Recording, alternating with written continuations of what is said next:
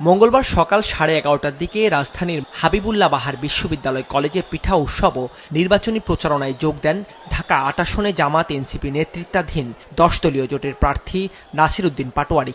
সে সময় তার উপর ডিম ছোঁড়ার ঘটনা ঘটে। এ নিয়ে পরিস্থিতি উত্তপ্ত হয়ে হয় বিক্ষোভ। বিকেলে সংবাদ সম্মেলনে নাসির নিজ আসনের প্রতিদ্বন্দ্বী মির্জা আব্বাসকে দায়ী করেন।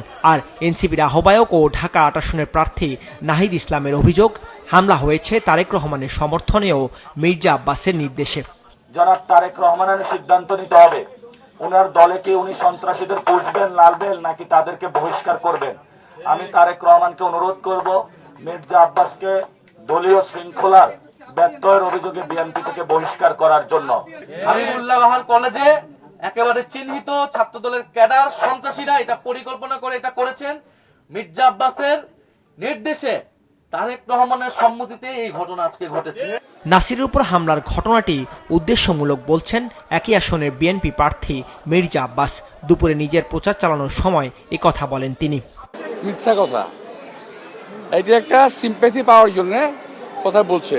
তবে ওরা উস্কানি দিচ্ছে যাতে হামলা করা হয়, কিন্তু আমার করার নির্দেশ আছে। আমরা নির্বাচনী পরিবেশ ঠিক রাখার জন্য যা করা দরকার করবো, কিন্তু কার সঙ্গে কোনো বৈরিতা হবে না।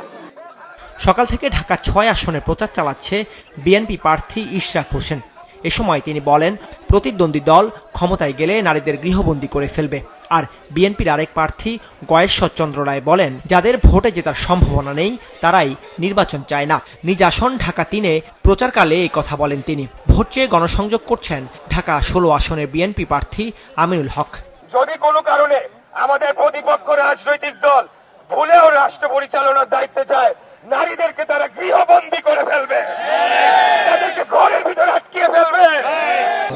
যারা নাকি নির্বাচনে জয়লাভ করতে পারবে না, খেলার মাঠে খেলায় জয়লাভ করার সম্ভাবনা থাকবে না, তারা কিন্তু ফাউল বেশি করে, তারাই এসব করে খেলাটা ভণ্ডুল করা।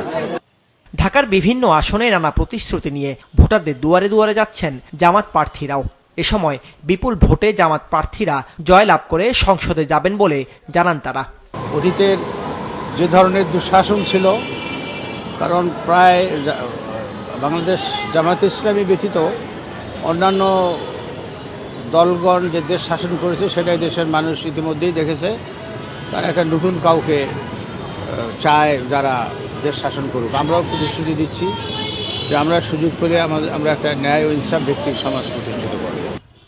তবে ভোটাররা বলছেন, জনগণ আর দেশের জন্য যারা কাজ করবে ভোট দিবেন তাদের। দাউদ হাসান, মাছরাঙা সংবাদ, ঢাকা।